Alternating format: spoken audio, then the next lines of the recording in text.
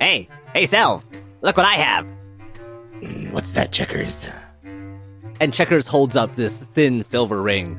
Behold, the ring of the bear. Didn't Valeska have that? Oh, don't worry, she doesn't know I have it.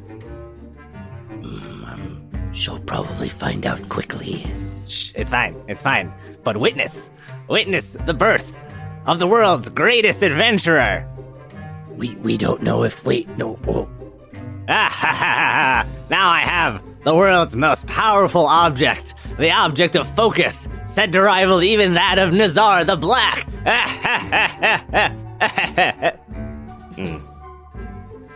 I suppose you look a bit taller. I don't really feel any different either. This ring sucks. I don't like it. Here, Self, you take it. Checkers. My bag feels lighter. What did you take?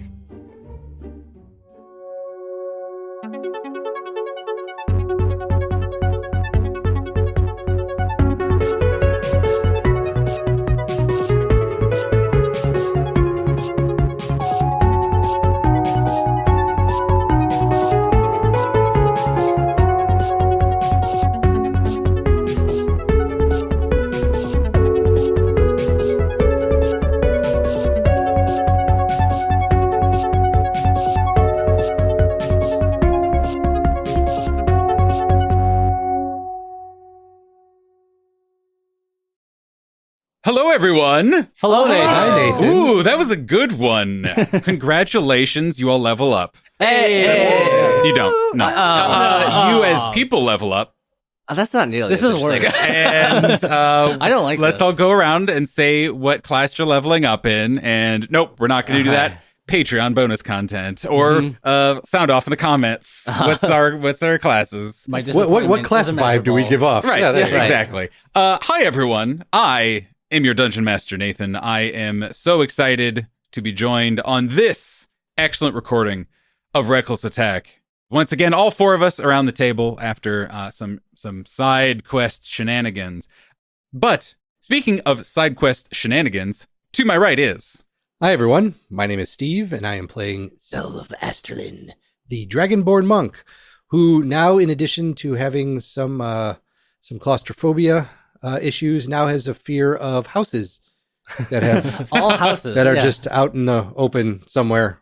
So Yeah. well, Specific, I feel but like that's going to come up a lot. there will be when we get back to the Red City of Agmar. If he's ever invited to go inside somewhere, there's going to be a bit of checking just to make sure. Selv and Checkers just like switch bedrooms.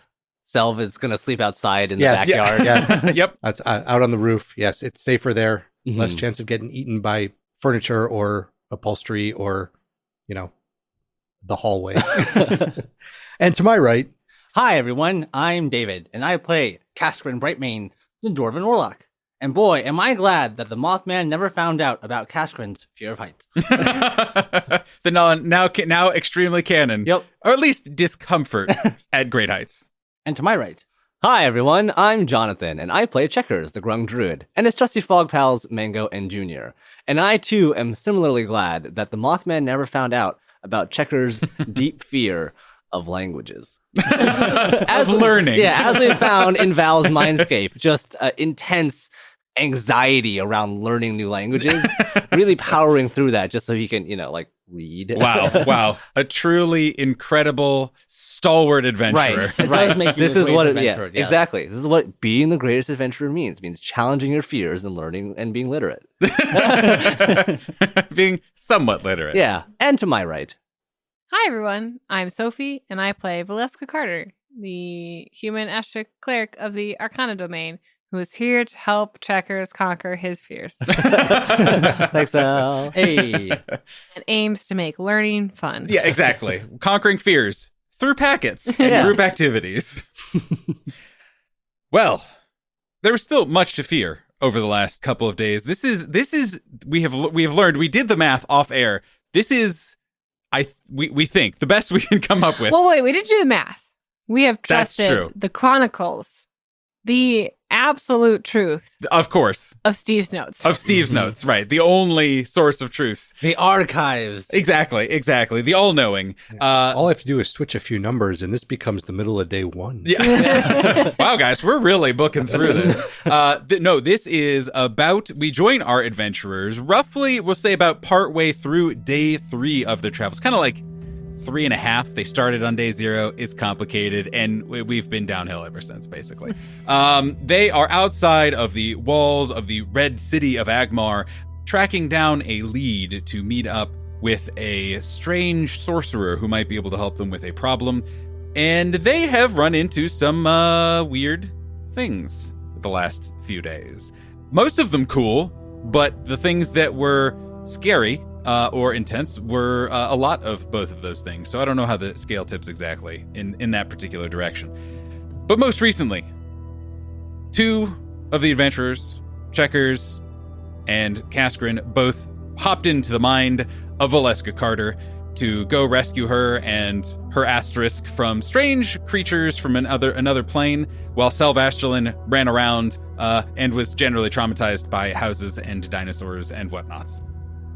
They learned some very interesting information about the state of the cosmos, got some cool magic items identified, and crossed a ravine. The most harrowing adventure of them all. And now find themselves in kind of this very daunting field, I suppose, where all of the grass is 7-8 feet tall, well above the heads of our adventurers, even if they were not mostly very short, and have started walking in. And they are surrounded by all of these strange reeds that are making this very, not quite depressing sound, but It's oppressive. like moaning. Yes.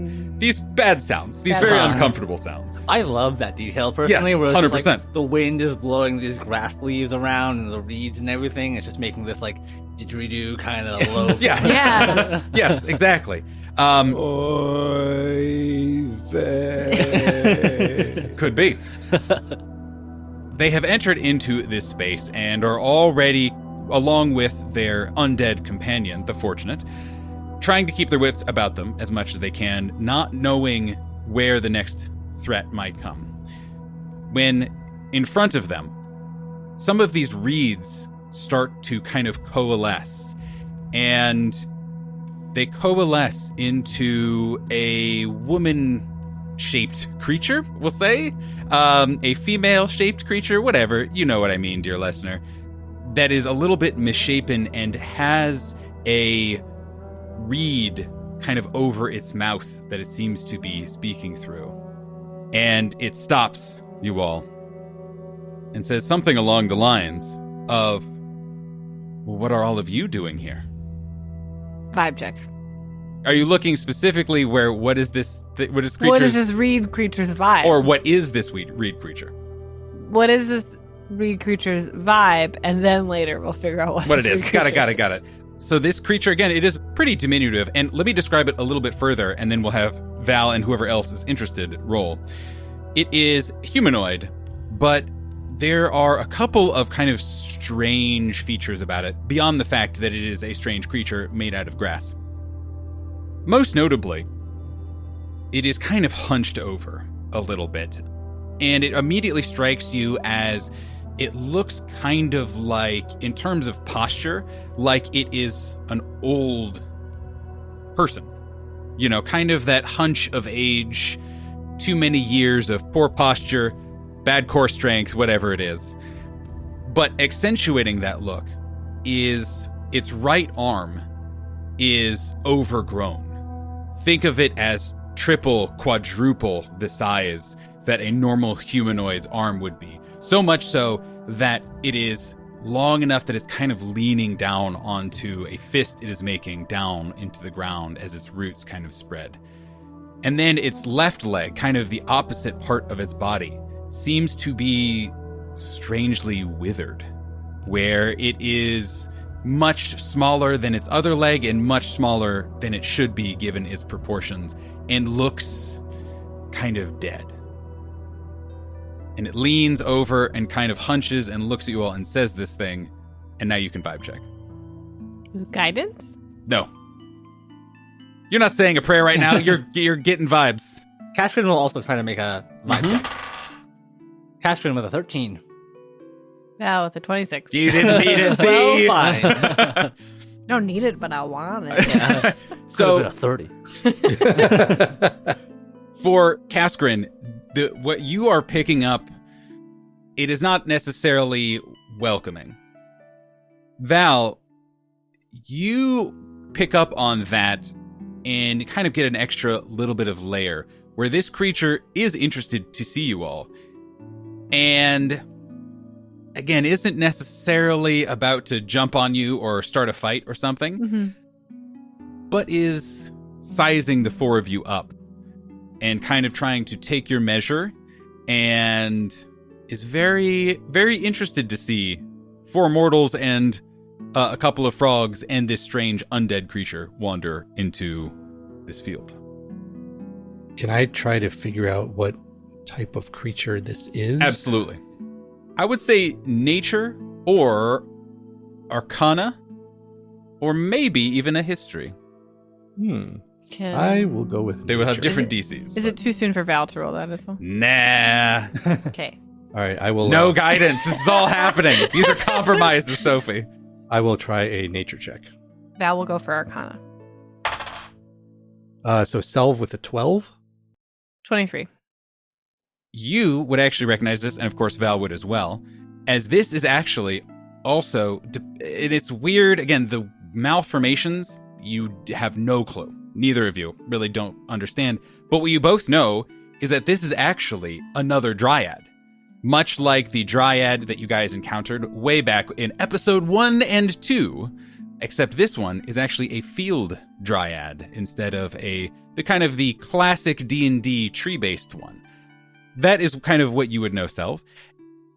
Val, for you would know that this is a magical creature, and instead of being tied to a particular tree or forest, it is tied to a place like this, where this is actually the equivalent of its grove. In this weird, giant, overgrown plain of grass. You would also know a little bit about them in that they are enjoy poking and prodding mortals and making their lives a little difficult. Not necessarily in a wanting to beat you up kind of way, antagonistic way, but in a they take particular pleasure in just making your life a little bit more difficult. Castrin will say to this creature, "We are travelers from the Red City of Agmar, hoping to make our way through this field. I hope that is not a problem." When Cass finishes his opening remarks, Val will cast Mind Link and give Cass kind of the lowdown on what she's learned about this Dryad. And then when she's done with that, she'll Mind Link Selv to give him that information, and then just go down the line. So to Junior, then to Mango, and then finally Checkers. Order of relative importance. Yeah, exactly. No, she'll start from the top of the frog stack and go down. Worked out. Yeah, exactly. Mango, he's chill. He can learn when he learns. Yeah. This creature kind of regards you, Cass, as you say this. You can see kind of looks you up and down, and it's kind of again, measuring you just a little bit. I don't really know or care about that. Where you're from. Is it from nearby, I guess is the question. Not too far from here. Perhaps 3-4 days travel. Interesting what you would call close and far. What brings the four of you out this direction? Does Val know from the information she's recalled, are Dryads kind of the only comparison I can think of right now is sphinxes, where truth and wordsmithing are very important to them? Yes-ish. Okay. Where they like the truth being told to them, and are wishy-washy on whether they need to tell And you like the to truth. wordsmith themselves. Yeah, right, Okay. exactly. They appreciate when you're talking straight to them and tell them and are very forthcoming, Mhm. and then they will decide if you get the same from them, and even then, maybe. Okay. Gotcha. Caspian is actually going to try to lie to them Mm-hmm. because based off of the information that Val has given him, they like standing in people's way. And so he doesn't want her to cause troubles for us. And so he's going to tell her, we're on our way to help this one, and he points to the fortunate, find a friend of theirs deeper in these fields. I thought for a second you were going to say we're going to help this creature, the fortunate, find their skin and muscles. No, oh god, no. They lost them. They somewhere. lost them somewhere. I actually We've don't want that. decided we're not a horror podcast. I don't want that. We can't have actually. content warnings on every episode. Fine. Or we could. actually. Maybe we should at this point. Okay, give me a deception check. Cool. Not great. Mm-hmm. And so Kaskrin uses the ability of the Eternal Citadel and his fancy coin to reroll that. Mhm, okay. It was a 5. Oh, mhm. 13. Slightly Okay. better. This creature once again kind of looks you up and down, and then looks at the rest of you. Val does like a little wave. And it says, I don't know that I believe you, but that's fine. Are you here to do me harm? To do this place harm? Absolutely not. We would like to move through this place as quickly and gently as possible. I want to hear him say it, she says as she uses her good arm to point over at Kaskrin. And you find that when Velasco was talking, Kaskrin like kind of turned to the side and took off the beard covering made of grass. Forgot about that. Yep, good. We've only just met you. Of course we don't mean to do you any harm. We just hope to travel through these fields peacefully and, like I said, make our way to our destination and help our friend. I have a question, Kaskrin. Cass says as he lights a torch. We're We're just passing through. waving a scythe back and forth, absentmindedly. I have a question for you, Kaskrin. I, Nathan, the Dungeon Master. Where do you wear your coin? I wear it. And is it visible? It is not visible. Okay. It's underneath the heavy armor and the gambeson, so it's just close to his chest. Okay. And this creature, again, kind of looks at you, says, yeah, I've heard that before. Val will speak up and ask, if I may, could I ask what caused, and I do not mean to be impolite, but what caused the withering, and is there anything we can do to help? That's yet to be seen. Okay. You, Frog. Eh? I haven't seen your like around here in some time. Yeah, me neither. In some time, huh? Well, I mean, my version of sometime and your version of sometime may differ, but sometime. What is it that you're doing here? You've been quiet. Well, it's just as they said. We're just on our way to help our good friend the Fortunate try and find their skin and bones. Wait, no. No, that was not what we said. Wait, we're not doing that. Wait, no, we're not doing that. Scratch that, rewind. Well, it's just as they said. We're on our way to help this fine creature, the Fortunate, find their long-lost friend. And Checkers does, like, maybe a bit... He does it a bit too theatrically. Gestures Yeah. towards the Fortunate. Yeah.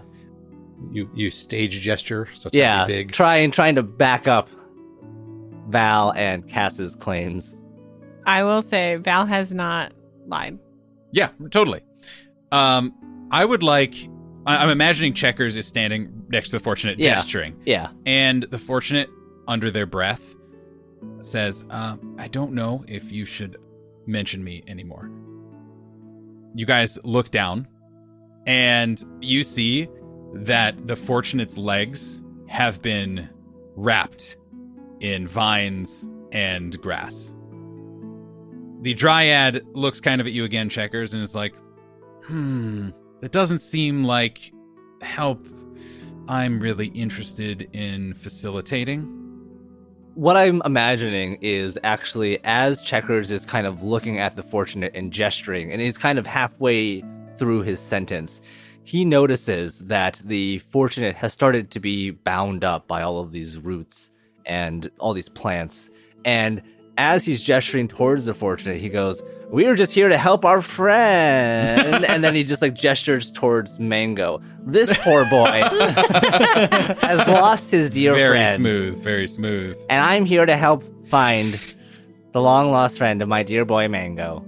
Don't you see how sad he is? And Mango just gives like a little sad face. Can Val mind link Cass while Checkers is talking? Absolutely. As you gesture towards Mango, in a surprisingly fast moment, the pile of reeds and leaves and just kind of, misc nature drops to the ground. Like just collapses as if whatever was animating it is just totally cut off.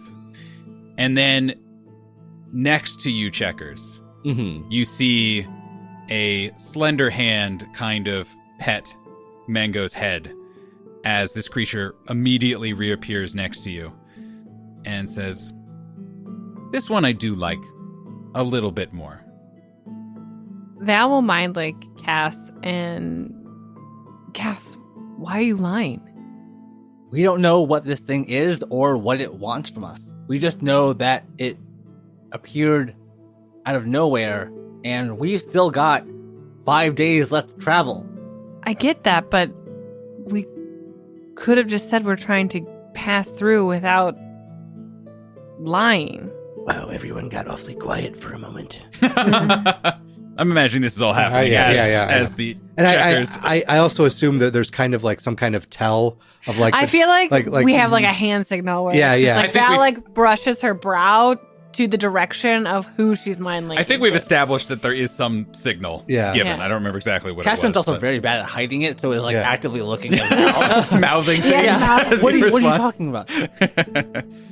And Cashman will tell them, so we are trying to help the Fortunate, but Our good Fortunate boy Mango, who is so lucky to have all of us as friends. Isn't that right, boy? but we need to get to Deepwood to meet someone. There is a powerful druid, powerful mage that we're looking for that has knowledge that we seek.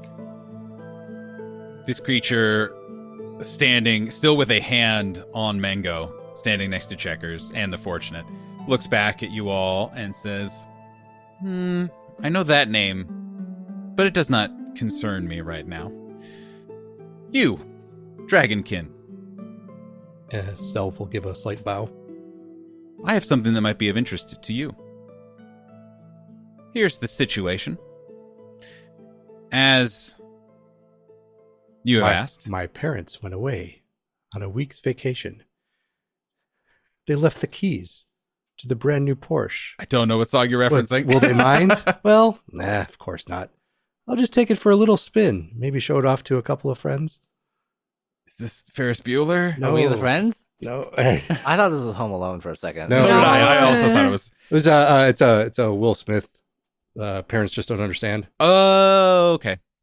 I don't remember. I remember that song exists. I'm sorry, the only Will Smith song I could never Getting mind. jiggy with it. I was gonna say Wild Wild West. Wild Wild Oh, West, wow, wow. Men in Black, etc. Yeah. Also, the situation is the least popular member of the Bums.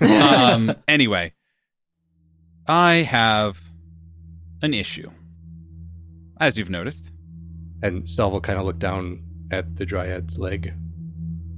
Something happened a little while ago here in my grove, and I need help. And I need mortal help, unfortunately. Especially unfortunately, you are the only mortals that I've seen in some time. So, here is what I would like to decomposed. I need you to assist me with something. And I will ensure your safe passage through here. As you may know, it's a little difficult for your kind to traverse here, and I'm sure the mud will do you no favors, nor will any of the creatures who reside here, who, by the way, do listen to me when I suggest things. I don't know if your friend, gesturing to first to the fortunate and then to the large frog, has a timetable for their help. Because the thing that I would like for you, we cannot do until tomorrow night. Now, you can try to go around. That is fine. Or you can try and go through my grove. It will take some time. I will not say it will be an easy journey for you all. I will not say that I will not ensure that it is not an easy journey for you all, but I'm sure you will emerge on the other side without any problem. Or you could do the right thing, the smart thing, and help me out. Do I get the impression that this Dryad is being forthright? Would you like to roll a vibe check? I would like to. Yes, I would. I rolled a 2 for a total of an 8. She's on the up and up. It is alien. You know, like this creature is alien, and motives and meanings could be veiled. And what is the nature of the help that you need? Some time ago, a mortal came into the grove and opened up some sort of hole. The mortal came, spoke as a friend, and used the magic of this grove and its oasis and the ancient words to open this portal, and it summoned some strange creature out of it. Then they just left. They did not close it, and it is still here, and, well, it is killing me. I know a ritual that should close it, and I ask nothing from you all, save for your time and a bit of intention. This, creature, mortal, that opened the portal. It wasn't a large blue creature holding a lantern. The creature just, shakes its head as you're describing it. When you describe the staff that it also was holding. At that, it kind of pauses and it's like, well, there was a talisman, I think is the word, that had this hook thing on it. And the talisman was in the shape of a hook, or? Had it on it. Can we have a few minutes to discuss? Sure, certainly, of course. Just let me know. I think for the fortunate safety, we should accept and assist. Second point, I want to know. Yeah, right. I think the timing works out. If we say no and go around, we will use up just as much time as if we wait here and help her tomorrow night. I think even though we have to wait till tomorrow night, we will be out ahead of schedule, given just looking at what we'd have to go through in this grove. It will take us a significant amount of time without their help. And maybe she can guarantee our safety for a good night's sleep. That's not in the house. That's trying to eat me.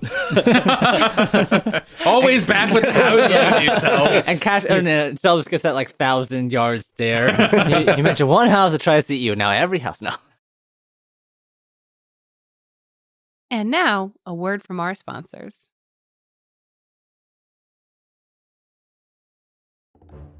This episode is sponsored by the Braith Shattered Reality setting on Roll20.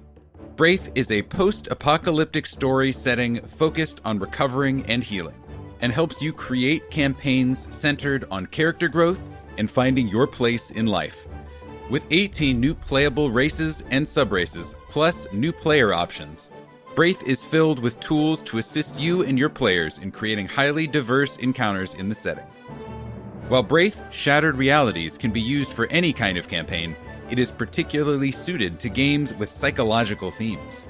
If you enjoy developing character arcs and incorporating personal growth, Braith has everything you need. In this setting, you don't just fight against things, but for a better future, for yourself, and for the world you live in. Check out Braith Shattered Realities at the marketplace of Roll20.com.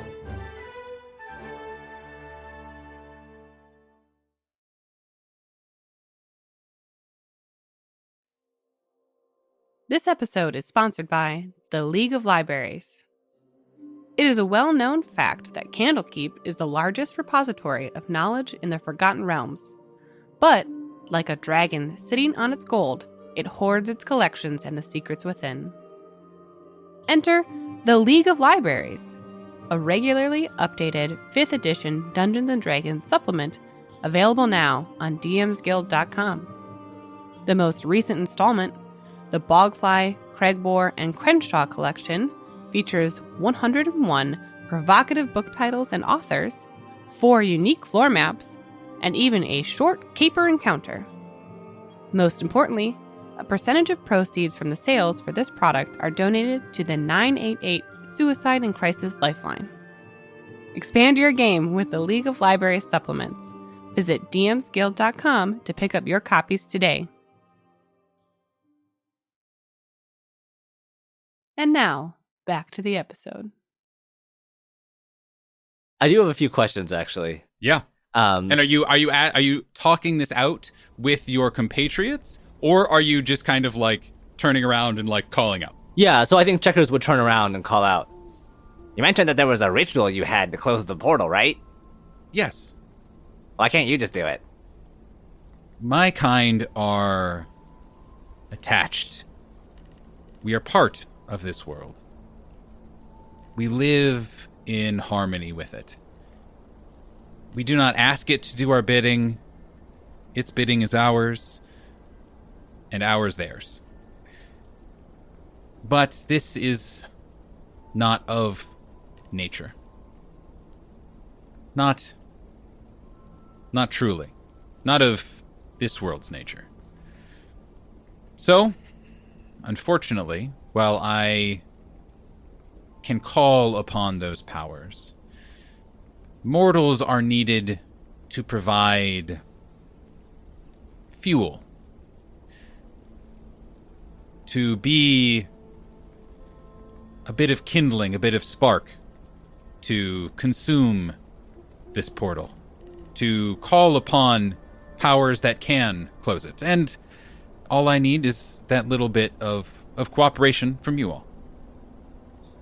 And Checkers will turn around to the rest of the group and say, I think she wants to sacrifice one of us, not it. Val will, after Checker's comment, ask, will this ritual harm us in any way? The Dryad almost like looks confused. I don't understand. It's you all see fire as a bad thing, as a consuming thing, and that is not the case. You still remain. You will remain. How to put it in terms that you will understand. All living things, they have a soul. Yes, an essence to them, something from the gods, from nature. Revealing that as part of this ritual is what helps it. Gives it fuel, blends my world and your world to fuel this ritual. Does that make sense? Partially. You won't be harmed. You will not lose anything. I don't understand. Good enough for now. Thank Okay. You said you were familiar with Deepwood, right? Yes, in a way. I'm familiar with some of its older names.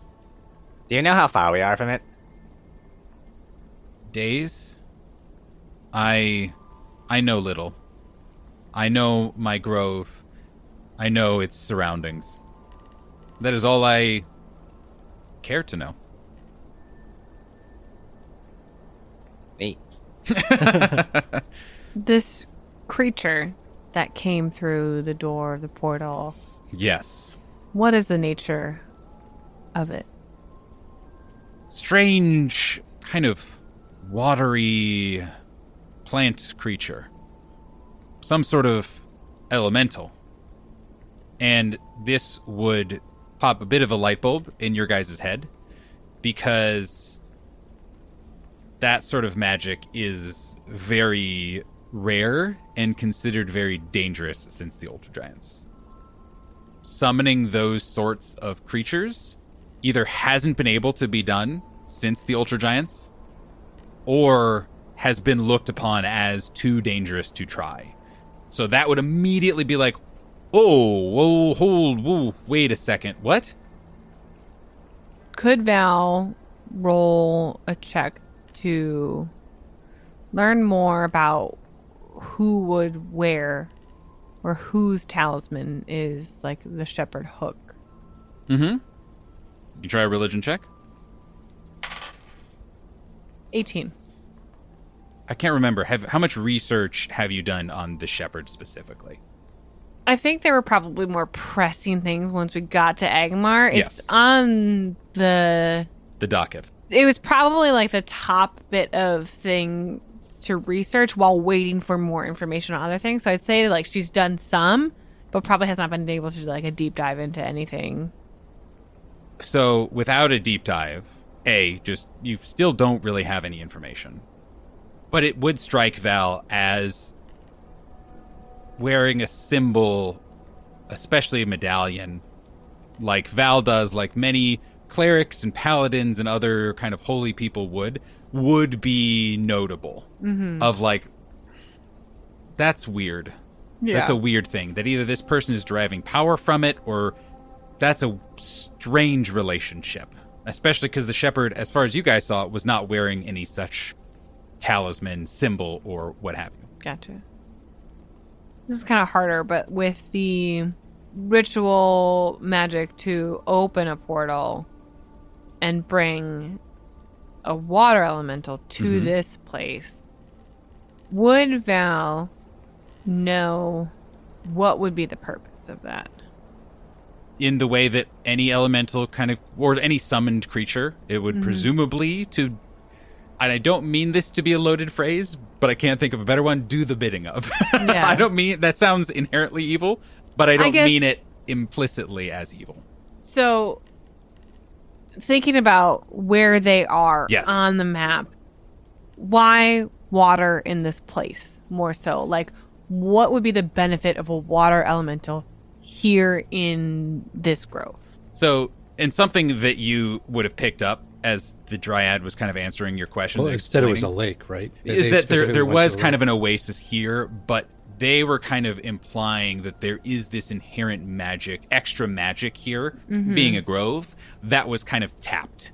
So there are probably other places where there is this kind of inherent magiciness, but this was one, and it was found, selected as suiting the purpose for kind of bridging the gap into another plane, as far as you guys understand, which is, again, all the alarm bells would be ringing for you guys. Catherine will say to the Dryad, if you can get us through your grove in a single day after this, we can help you. Safe passage does include the fortunate as well.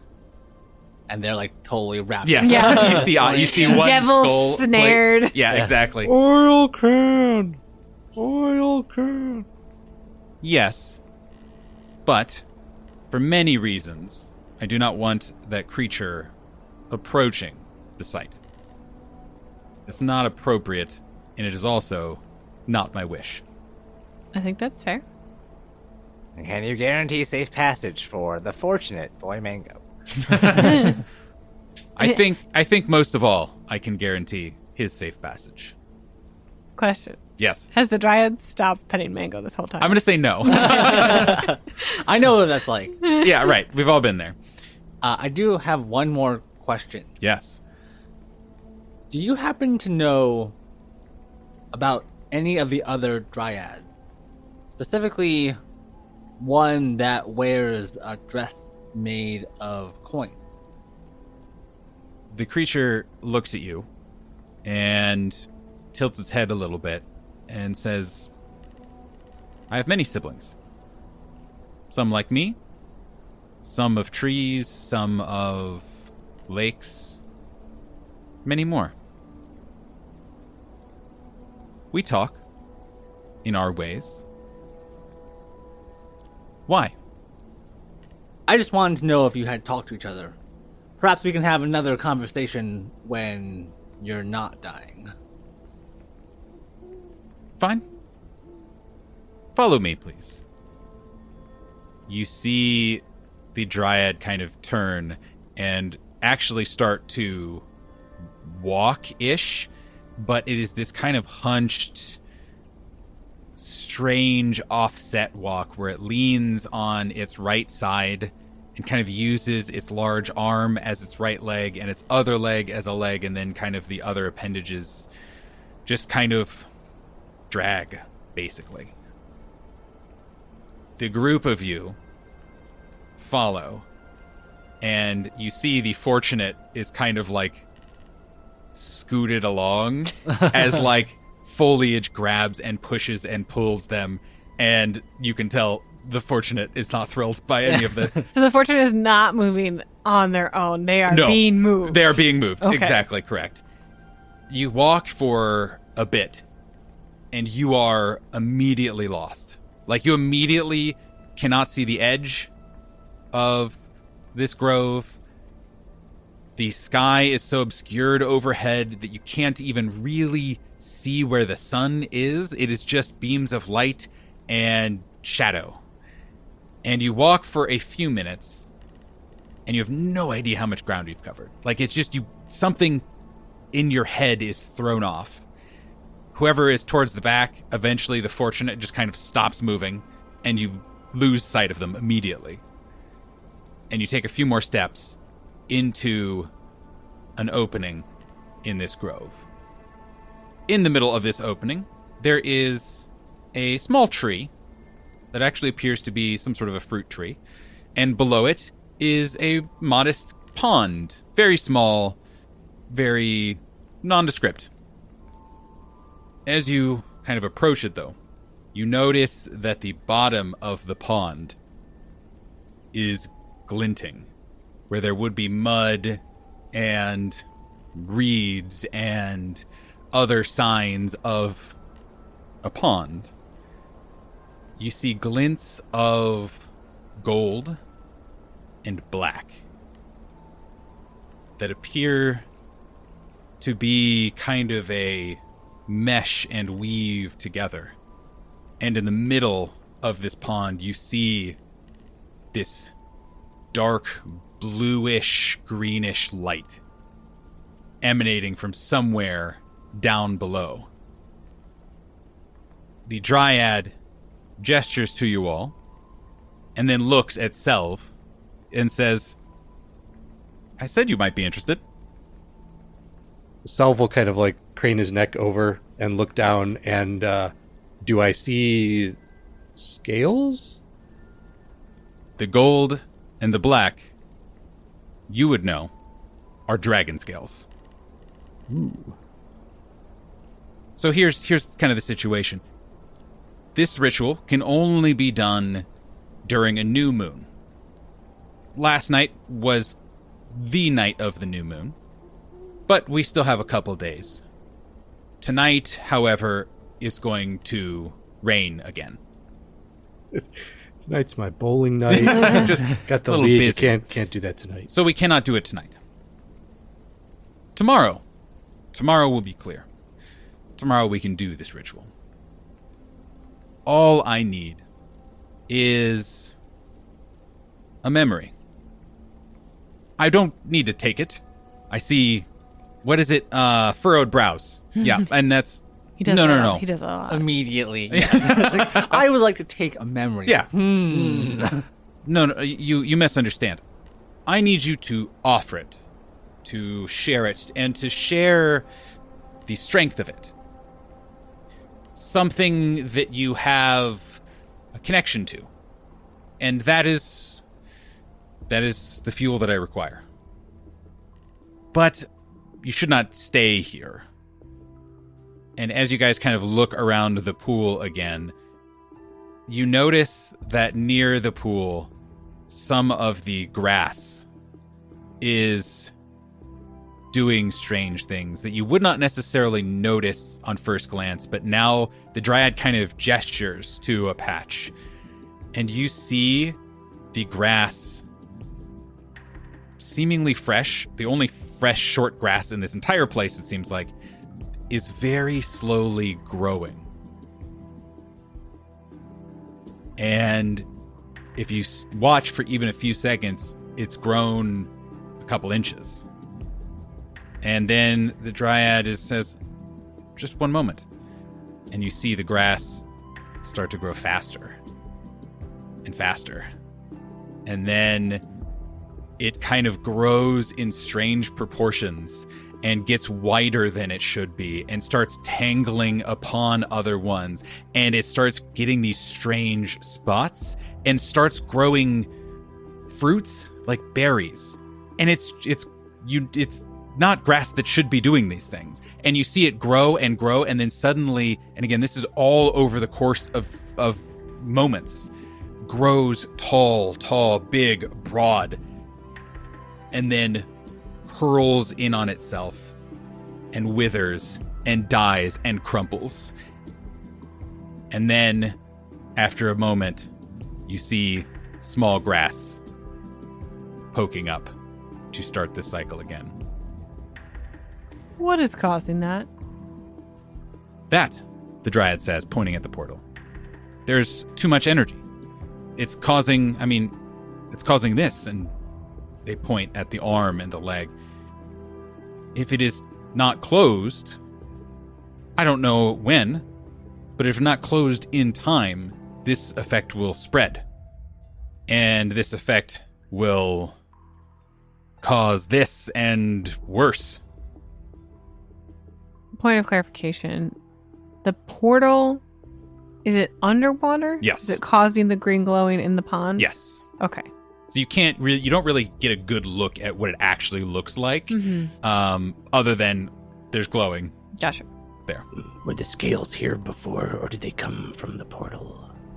The Dryad looks at you like that's the dumbest question in the world.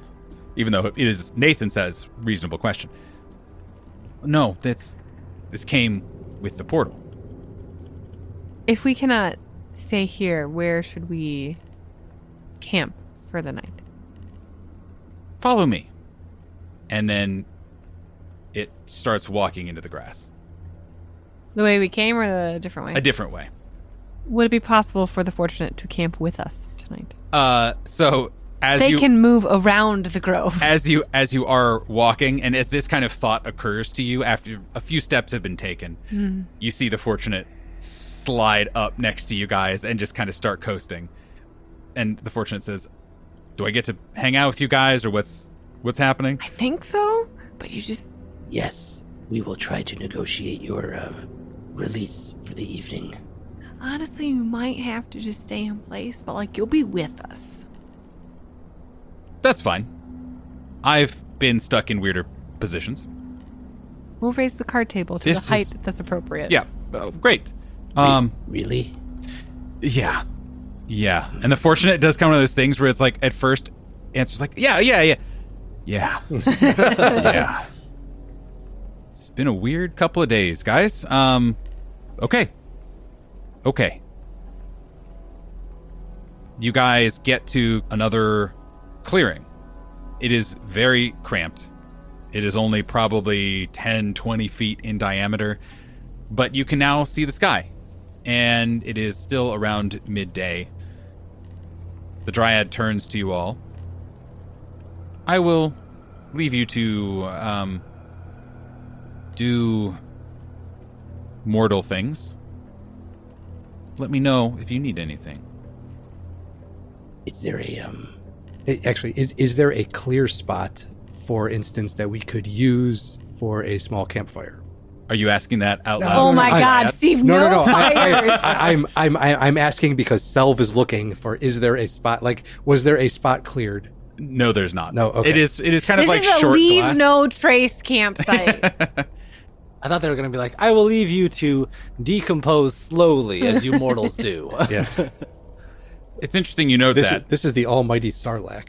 It's interesting you note that, Mhm. Jonathan/Checkers, because as you're looking around the campsite, and this is only to Checkers, It's just skulls. you see you see a skull Oh. that has Oh man. leaves and grass kind of entwining all around it, which the Dryad makes no note of, Mm. and looks at you and says, well, I will see you tomorrow. Before you go, is there something we may call you? I, for instance, go by Valeska Carter. What languages do Checkers and Val speak? I speak Druidic. Mm-hmm. Just to remind myself and the listener that Good. that is a thing that I know. Do either of you speak Sylvan? I do. I don't even have to check the list for that one. I thought that's what I thought. Apparently, my free space is leaves can't. Damn it. You would know that Sylvan is what Dryad speak. Oh, That is their kind of like native language. can I then say that same thing, but in Sylvan to them? The Dryad looks at you and kind of reappraises you. How did you learn that? And says it in Sylvan. And is talking to you in Sylvan now. I have dedicated some time to learning the languages of magic, and nature is one of the most powerful magics of them all. The Dryad looks you up and down again and says, you all may be more useful than I thought. You may call me the Field That Resides Here. And then kind of melts into the foliage. Val just like takes like a, whew, all right, okay, that was awesome. And I think that's where we'll end this week's session. Great. See you all next week. So many questions.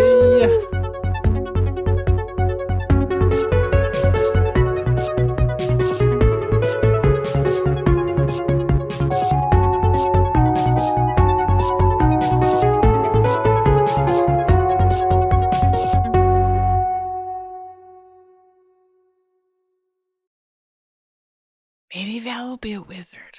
Ooh. Or Warlock. Uh-huh. We talked about Warlock. We did talk about Warlock. Do I just get all the cantrips?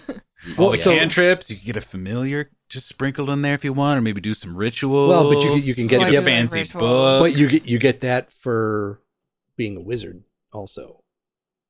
You It's can have true. the familiar. I And don't want a familiar. the I, Sophie, would just be not the special utterly familiars, but devastated if they get a paper cut. Well, I mean, then you just resummon So- them. Like they are eternal. And Doesn't immortal. matter. In the way that So William which is- can't die. which is very Mango can't die. very different from first edition. You summon a familiar, you get some bonus stuff, but if they die, it's shit like, oh, your intelligence goes down by 2 permanently. You can resummon the thing if you want, but you never get that back. Wow. And if that second one dies, oh, your intelligence goes down by 2 permanently. Boy, I hate Yeah. that. Yeah, it's all, and you lose. I think you lose some of your spell power too. So you lose. I don't remember if you lose levels or if you actually lose the ability to cast some spells. Like it could be like, oh, your familiar died. Well, sorry, you don't have fireball anymore. That's rough. I hope they had more than 1 HP. No, that was they were creatures like imps and quasits, and it was like the same. Well, it was a roll, so like the toughest one you could. It was a random roll, but you could get like a fairy dragon. That one was fun because that one could actually talk. Oh, nice. But like you could end up with like a frog or an owl, which is a hit point. Yeah. I still don't want a familiar. hmm I have Hody. Hody's my Yeah. familiar. You could have a frog. What They're if pretty cool. Hody was your familiar and That- you just adventured with Hody and then could re-summon Hody? Sophie And instead would of be dying, more devastated. Hody would just retreat from battle, being like, "This is too spooky. Yeah. I've taken 14 points of damage, so I am spooked." Yeah. I don't like this. And I don't like it. And you cast Summon Familiar again to heal Hody. Or to coax Hody back. That's better. Exactly. hmm Yes, she must be refueled with oats. Yes. 25 25 gold pieces worth of Hody? oats. Yes.